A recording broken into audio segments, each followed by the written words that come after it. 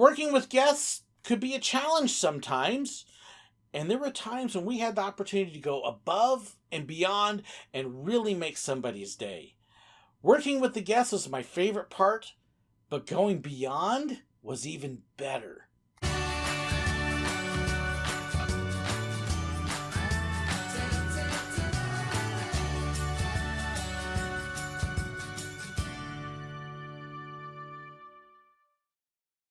One of the things I absolutely loved about working at the theme parks was working with the guests. I loved working with the guests and welcoming them in and doing special things.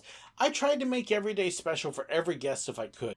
They honestly, many times, were the best part of the job. Yeah, you did have the sour apples here and there, and the clueless ones, and the ones who thought it was all about them, but for the most part, the guests really were what made the job amazing, especially when they had a good sense of humor. See, people, when they come to a theme park, generally want to have fun. They're generally trying to forget about what the outside world is like and just have a little bit of time to enjoy themselves, experience something new, pretend like there's someplace different or some other time, and just get to do some things out of the ordinary. I mean, it's not every day you can hop on a roller coaster or go back to the 1880s or find yourself in Adventureland on a jungle cruise down the Nile. And that was one of the things that, for me, was the most fun. Was all of my jobs, I got to essentially leave the old George behind, take on a new role, and act in this grand play. Pretend essentially that I'm somebody else, or at least in another time and place, and then help make that world come alive for these people. I got to talk to people from all walks of life, all around the world. You're constantly meeting new people. You're constantly hearing stories from other places. You're constantly finding people to tease and joke. And, okay, the kids were the most fun a lot of times to poke fun at, and sometimes it'd go over their heads, sometimes it wouldn't. I loved at Disney, for example, when you'd have the little girls come in the princess dresses, and you'd blow their mind by doing something as simple as a little bow. "How are you doing today, princess?" And these kids would be going. and of course, the parents are eating it up as well. For the boys, especially if they were dressed up, okay, now at Disney, they were usually dressed up as pirates, so you had to learn how to speak pirate. "Arr, matey, are you about to launch your schooner down there and find some booty?" And of course, you get the kids going, "Oh, that's cool, he's a big pirate." In fact, I actually got to work at an event a couple times called Pirates and Princess. That was the one time as a photographer I got to carry a sword. That was fun. Goof off a little bit. Or if I was doing the Captain Hook magic shots, I got to carry one there too. And so, yeah, you get to play this part. At Silver Dollar City as the conductor, it was a ton of fun being able to pretend you're from the 1880s, especially when I got to wear the duster. I loved wearing the duster. You walk differently, you talk differently. You'd find people coming in and they were in love with the train. One of the things I would do when I was a robber and the train was down for some reason, whether weather or mechanical, and if we were in town, I'd keep up the robber role.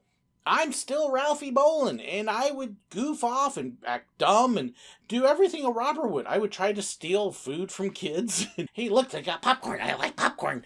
You would find ways to help make this whole thing still be alive and real. And I think that was one of the big keys, is it was so much fun being able to try to make this pretend world alive and real. And that way the real world for a little while felt like a pretend one that didn't exist. I so enjoyed playing with the guests. And we would find all sorts of ways to play with them.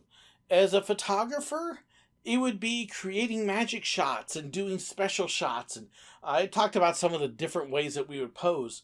On the train, it would be creating opportunities for them to feel like they were a part of it.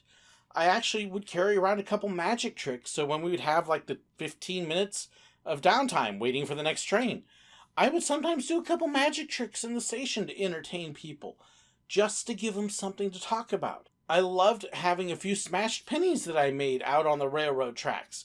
And when I would see a kid come in a costume or talking about the train, well, hey, I got something special for you. Here's a smashed penny from our train. So if you ever gave the robbers pennies when they robbed you, There was a good chance if they were given to me that they ended up actually on the train tracks at one point, getting smashed for me to give to somebody else later on.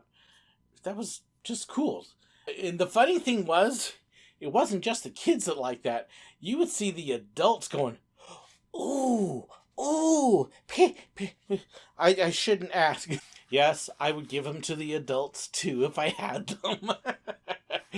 It's okay for the adults to be a kid because parks are for kids of all ages. We just learned to have fun. I loved when you'd have people come from other countries, especially at Silver Dollar City, because 1880s Missouri Ozarks is so radically different than what a lot of people from outside the U.S. are expecting. And so you would get people from Europe occasionally or from Japan and China, and they're just kind of walking around like, what is this place? This is weird. I had more fun the one year that I coordinated exchange students, and I got to take a young man from Spain, a young man from Italy, and a young lady from Norway. I had one from France as well that joined us. And the four of them going around Silver Dollar City was just so much fun because it was completely different from anything they had ever expected. Oh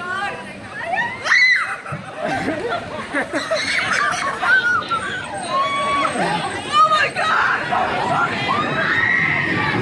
And so I made sure when we were there that I really cranked up my Ozark accent, even though I wasn't working. It was really fun to be able to show them how things are out here in the Ozarks. And we just take our time and we got our ways of doing things. And I actually had one point that one of them turned to me and looked and said, "What are you saying? I can't understand you." "What? You don't understand the accent?" I didn't think it was that big a deal, but it made it very entertaining to be able to do that. And that's what I would do on my job on a daily basis, is entertain. One of the other things I'd love to do is to look for people that were having a bad day, a hard time, something going on. And what can I do to make it different for you? This was true at Disney. It was true at Silver Dollar City, at Busch Gardens. Those were the ones I tried to get put in my navigator seat. Let me treat you special. Let me do something cool. Let me make you the center of attention. At Silver Dollar City, we did the same kind of thing. What can we do to make you the center of attention and make your day? Maybe it's let you say all aboard. Maybe it's sing happy birthday to you. I love, though, if there was something I saw going on that I could make a difference on. A common one, you see somebody with a drink and they'd spill the drink.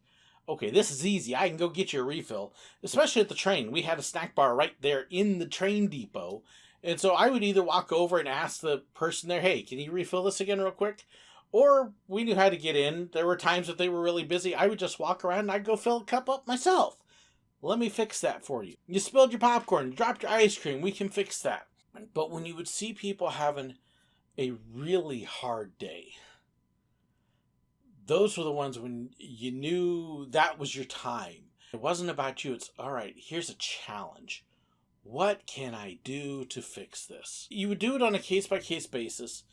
One of the first keys was you had somebody that wasn't out loud demanding you to fix something. If you had somebody that was upset, you would listen to them, you would apologize, you try to let them spiel it out, and if there was something you could do to help, you would. But the truth is if you had somebody that was demanding help, you weren't as interested in helping.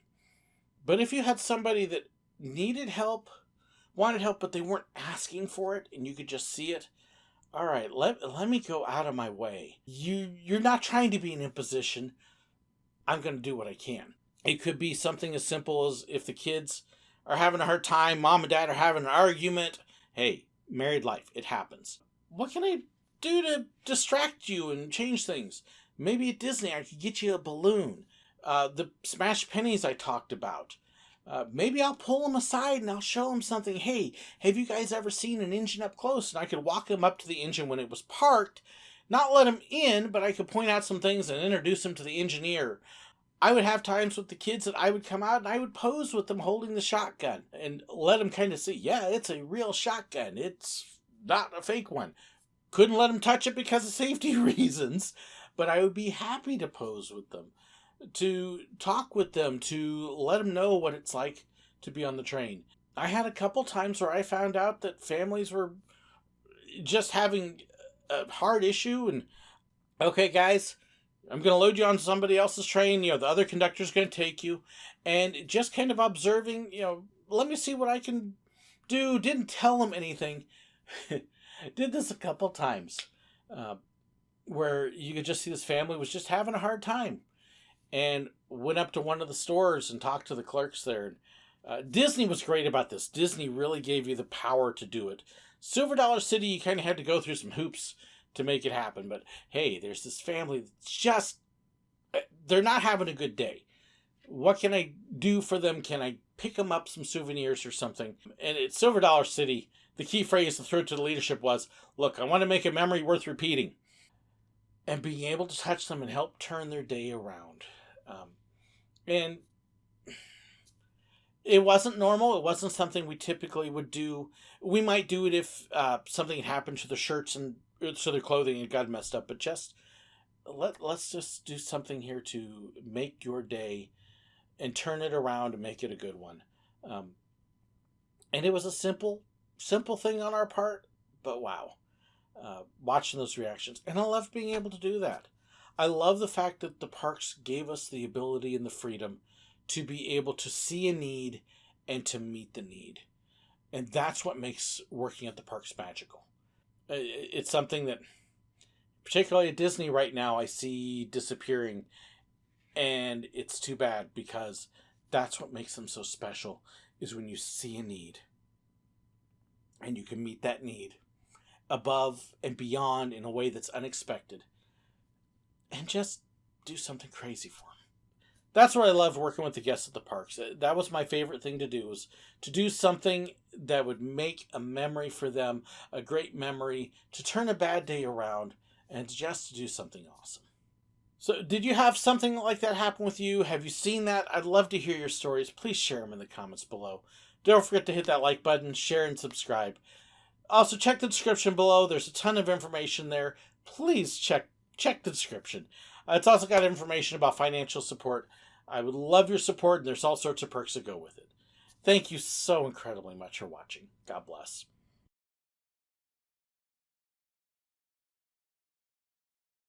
One of the things I absolutely loved... I am just having issues today. So if you ever gave the robbers pennies, there was a good chance some of those ended up under the train and end up being... It was really... Okay, get it right.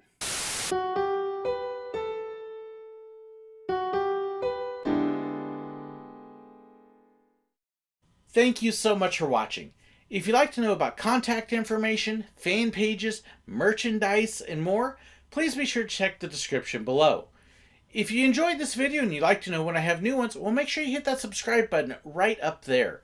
And if you want to see another one of my videos, well, I've got a great one for you right here. And a huge thank you to these wonderful people here who support me on Patreon and with YouTube memberships. They get behind-the-scenes information, special perks, and more. If you'd like to know more about that, well, make sure you check that button right there. Thank you so much.